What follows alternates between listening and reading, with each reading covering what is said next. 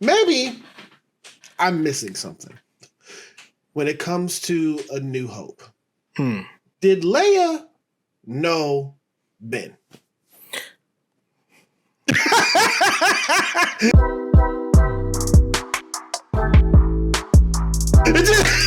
Did he know Ben? This show in 2 episodes has introduced so many plot holes. It's insane. I'm like, what? It's just like rip Star Wars in half. I'm like, what? So in that way, I guess it's very regular for Star Wars, right? Every single new thing, it's just so many plot holes. Yes. How did Leia not mention that she went on adventures with Obi-Wan? Like, what? So that's one problem I had. Two. Obi-Wan didn't know that Anakin survived? How the is this possible?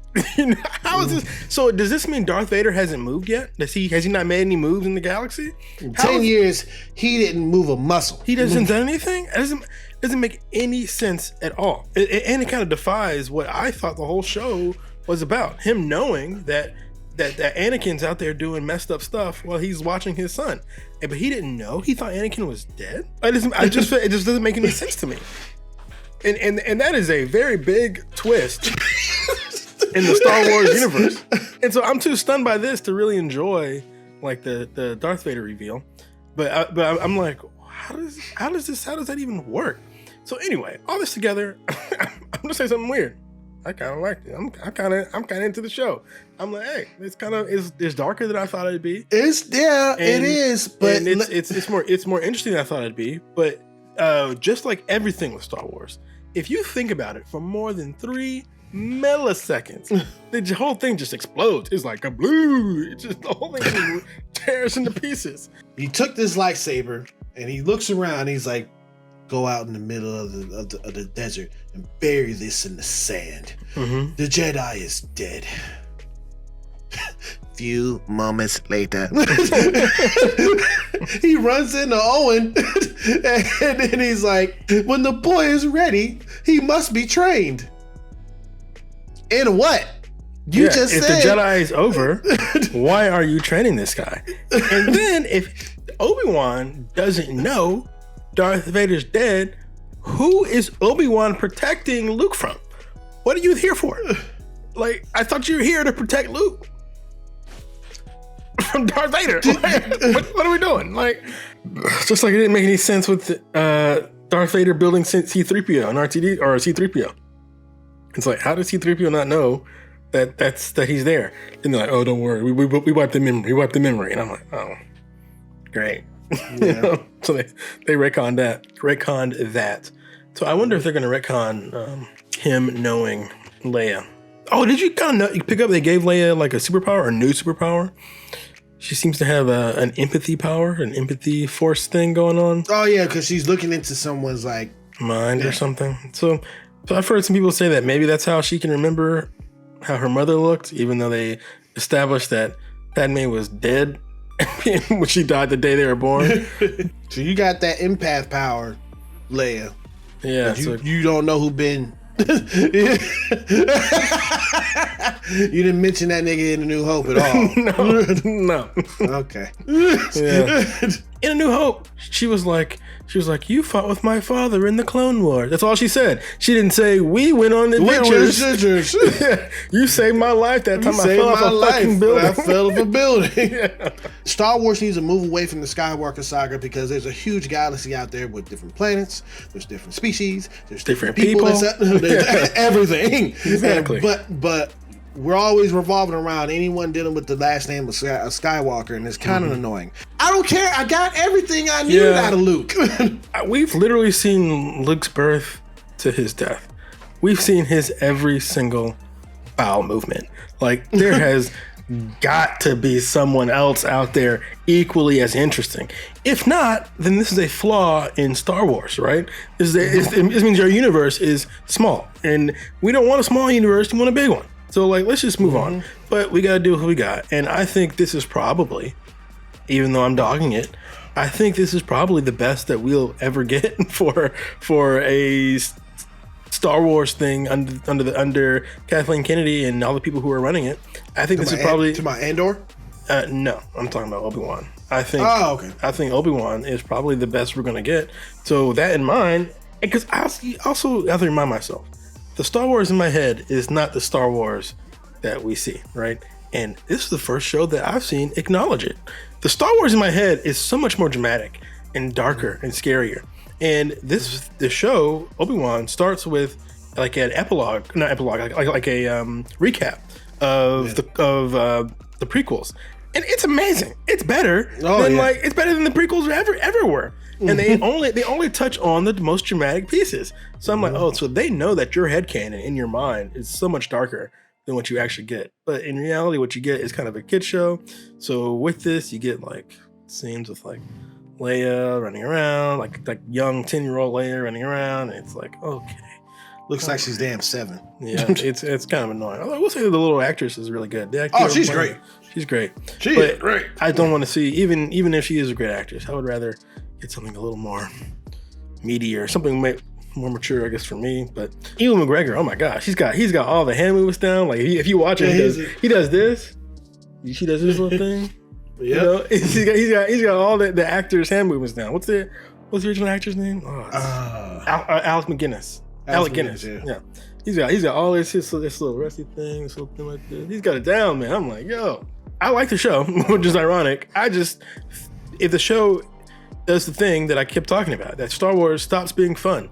As soon as you turn it off, it's like, and you start thinking about it, it stops being fun because the show and the movies don't make any sense. I thought about that whole Leia thing like after the fact. In the back of my mind, it was like, wait a minute.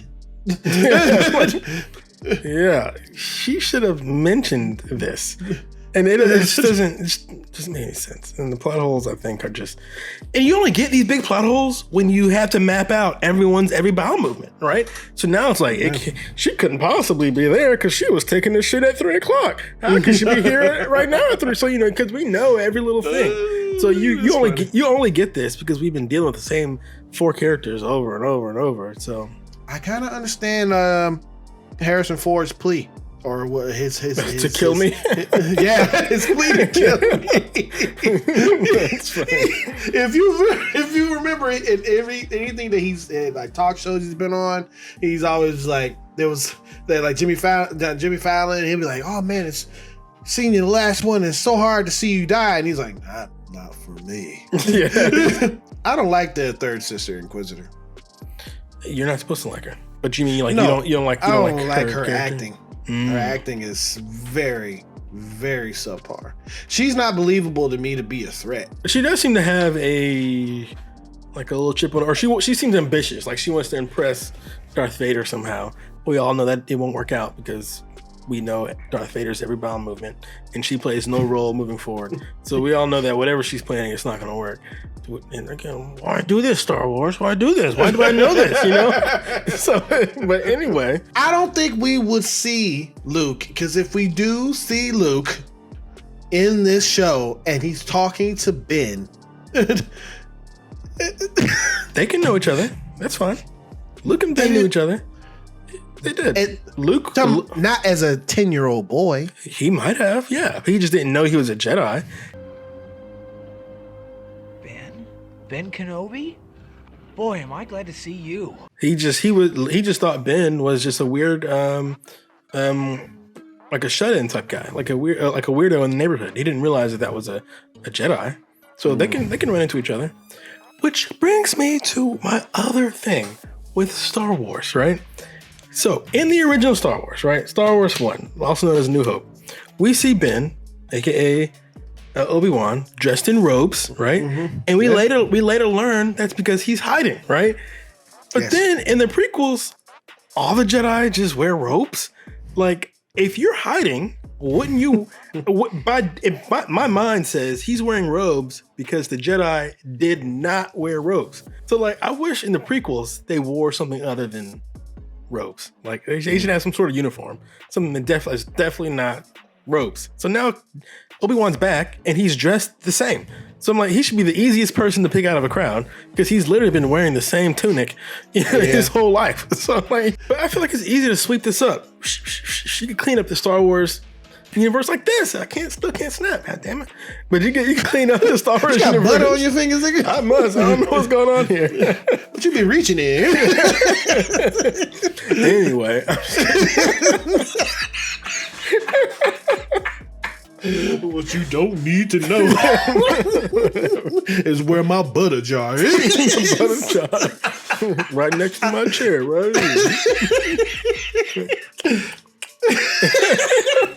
Oh man!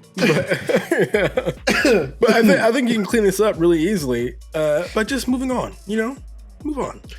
Do something else.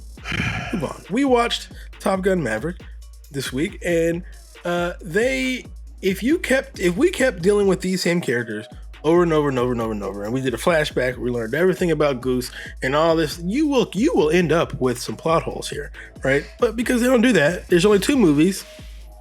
It's easy to keep track of where everyone is. Everyone knows. Star Wars just needs to move on. But one place where Star Wars has moved on to so much success is in the video game realm. And they just released a trailer for the new what's the series called? It's called something else. It's called I called it the Fallen Order series, but it's not Fallen Order. It's like just Star Wars Jedi. Yeah. ... That's it. The Star Wars Jedi series. They released a new teaser trailer which showed jack and shit. But I know a lot of people got excited about it. So what did you think about it? Jack and shit. One, that's when it comes to like, I know it wasn't actual gameplay, but Jesus, man, it looks nice just for the visuals of the video. But of course, we don't have anything for it. I know. I want a story, and from what we got from Fallen Order, it was a damn good story. Yeah, Fallen Order was great. Mm-hmm. I was surprised we got Cal. I'm like, why are we still with this guy? I thought we get somewhere. I thought we moved on. Yeah, that was the biggest surprise to me. I'm like, oh, Cal's back. Maybe they're doing what you actually want them to do. What, have new characters? Move on with someone else. And they are, but like I just felt like Cal's story felt complete to me. It felt finished. It did. And it felt like my story may have ended somewhere slightly different from your story. So that's why I was kind of surprised that we ended up with Cal again.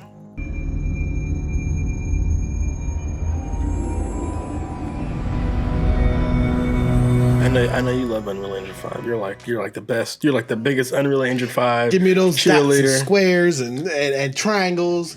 Give me that lumen. Give me that lumen. See, Unreal Engine 5 is just like a set of paint, right? I'm like, you need the artist to come in and paint with it. I'm not gonna get excited about the paint. You know what I'm saying? Like that's why I can't get excited about Unreal Engine 5 until I see something that somebody does with it. You know. But you're talking about see something what somebody does with it in a full game form. You're not talking about something that's in like no demos, none of this. I want to see a game. I have never, and you have not yet either, seen a game. So game. Yeah, and so as far as I'm concerned, I have no opinion. I know hopefully it's good. Fingers crossed. It looks like it's going to be good. But a lot of people, they are really hyping this stuff up, and people are lapping it up for some reason. And I'm like, this is, like I said, it's just like raw material. It's just like brushes and paint. So I'm like, why are you getting excited about this? Butter jar. Yeah, exactly. Yeah, they got the jar upside down. Unreal Engine. Oh man.